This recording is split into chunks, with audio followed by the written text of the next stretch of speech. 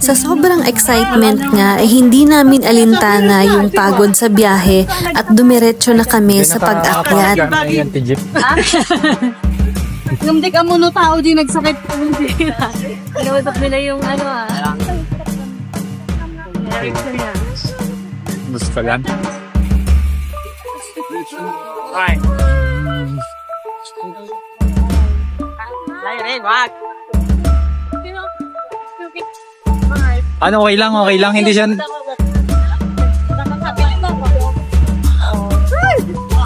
Agigyan ka, sir! Ay, ma'am. Ayun o. Teka. Agreement na. Teka!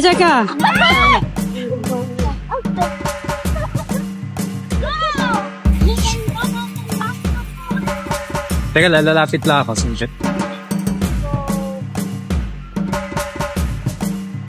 Lang po, ano? Yung sa kwan? Sa Dupax?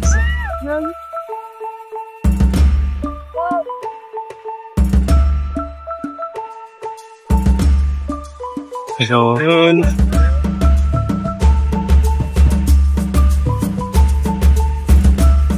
Ito siguro yung bababayin mo dati, no? Okay, diretso na. Rinig ko nga yung boses ng tour guide namin na nagpapaalalang humawak daw kami at kita nga namin sa mga mukha nila yung kaba habang dumadaan kami sa hanging bridge na to. Oo nga pala, bagong gawa nga pala itong hanging bridge na to kaya siguro hindi pa sila sanay and kaka-open lang kasi sa public. Sobrang taas nga naman kasi ng hanging bridge na to. Kaya kung may fear of heights ka, baka hindi mo siya kakayanin. Teka muna, dyan muna kayo.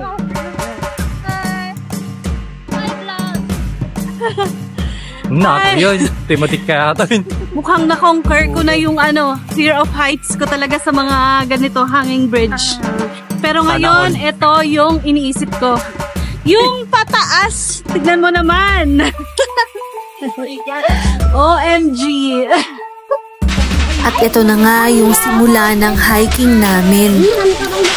At ayon nga sa mga tour guide namin, dire-diretso na pong pataas itong aakyatin namin.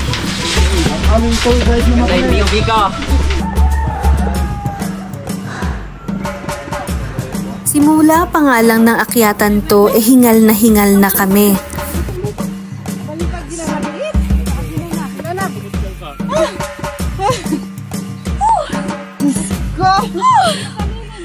Original daw ka kamat na kumapang ka. Ay nakapahuma din. Dure na mabahala lang.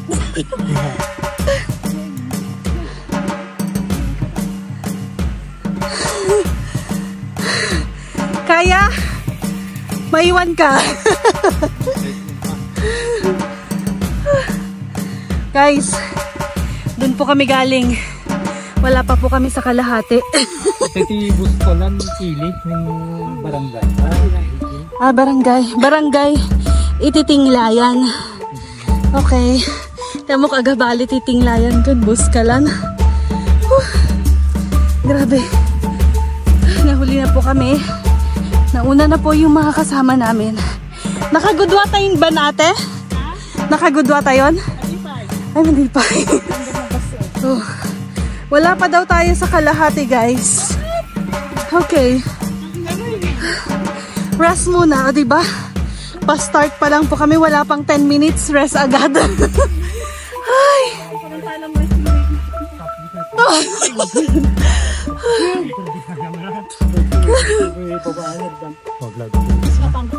Finally nga, andito na po kami sa tuktok.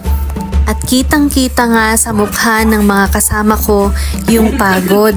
At ito nga yung asawa ko, nahuli pa siya. At medyo nag-aalala ako kung kakayanin ba niya. Kasi ito, yung kauna-unahang hiking na ginawa niya pagkatapos ng kidney transplant niya. Hi guys! Hindi ka maulang ka. Kaya pa? Ha? Kaya pa? Palistap ko. Kayang pahinga ron. Kaya, basta wag sa facing niya. Adan sa mutan ni Juan. Samahan na lang kita mamaya. Magpipilit yan. Ha? Pero nag-take ka ng gamot mo? At sa puntong to, medyo nag-alala nga ako kasi ang sabi niya, nagpapalpitate daw yung puso niya. At yan nga yung isa sa mga komplikasyon na ginawa ng dialysis sa kanya.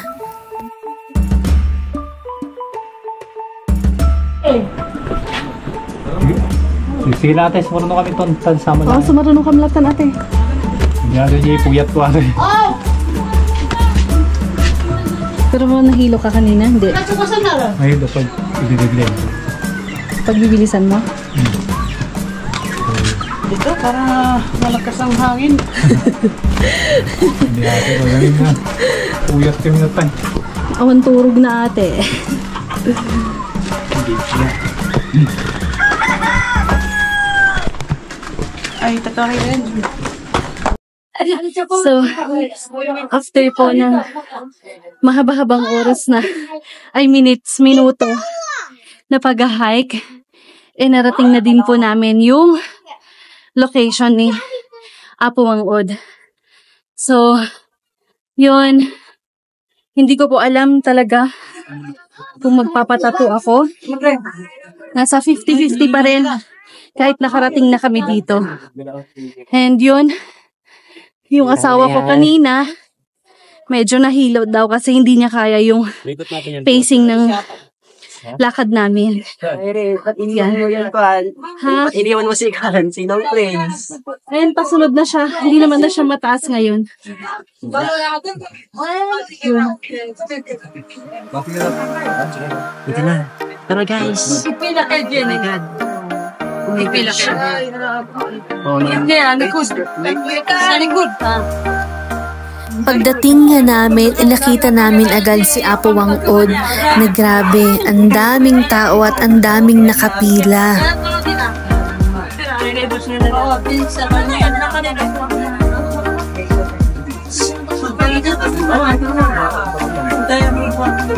Grabe. Sobrang dami. Ang haba ng pila po sa kanya. Ito na lang po. Ito po. Yan, mahaba-haba pa rin. Ito yung dulo po. Ito daw dulo. Ito daw dulo, guys. Dulo. So, dyan talaga pila. Ano?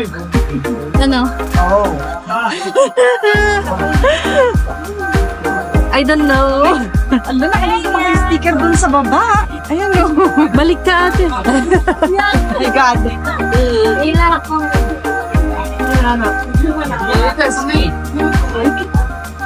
Mas okay na si Ruth pababa. Mas okay na pababa. Yung alin? Ano? Mas okay si Ruth pababa. Ay, paayos yun. Ha? Dito. Ay, dito. Pwede bang ipaayos ko sa kanila kapag? Para hindi. At pagkatapos nga ng mahabang pila, ay ito na at sinimulan na din yung grupo namin. Nagbayad nga pala kami ng 300 pesos each dito para sa stencil at saka sa gagamitin na pang-tattoo sa amin. Sayang nga dahil nung pagpunta namin rito, may benda pa yung kaliwang kamay ni Apo Wang-od. Kaya stencil lang ang nagawa niya sa amin. Gayun pa man, nagpapasalamat pa rin kami na nakita namin siya. Sabi ko nga kanina na undecided pa ako magpatattoo, pero nung makita ko siya, naging buo na yung decision ko. Basta ang nasa isip ko lang nun si Apo Wang-od na to. Baka kung di na ako magpatattoo ngayon, baka wala nang next time. Kaya ayun, ginaw ko na. Bahala na.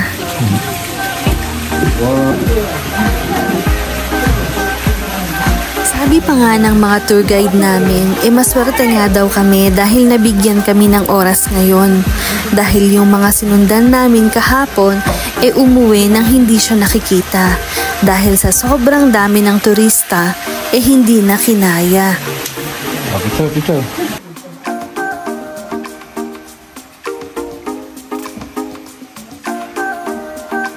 Isa-isa nga kaming linagyan ng stencils ni Apo Wang-od. Pero sa ngayon, hindi po siya yung magtatato sa amin, kundi yung mga descendants daw niya. Nasa amin na daw po kung gusto naming magpatato or hindi.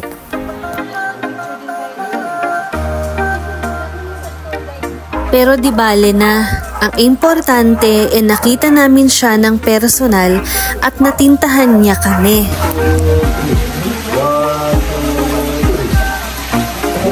Sayang. Habang patapos na nga kami, grabe pa din yung dagsa ng mga turista. Hindi maubos-ubos yung mga tao at alauna na din ng hapon at wala pa kaming kain at pahinga. Pero ang hindi ko maintindihan, walang nagsasabing gutom na sila. Baka siguro nga sa excitement na makita si Apo Wang-od.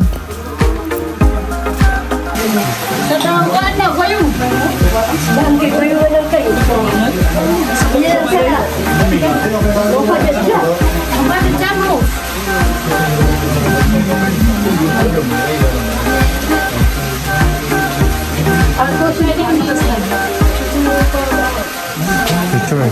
Nung makapag-stencil at nakapagpa-picture na po kami kay Apo Wang-od, dinala naman kami ng mga tour guide dito sa mga descendants niya. At dito kami bibigyan ng tattoo. Sorry na lang. Sige, pasok na lang kayo sa loob. Sige, next. Jackpot. Oh my God! Iyak na ako dyan. Kawawa man ate. Sige, magaling mo. Kami yung matalimod daw ang sound. Sibisin. Babae ka. Ayos.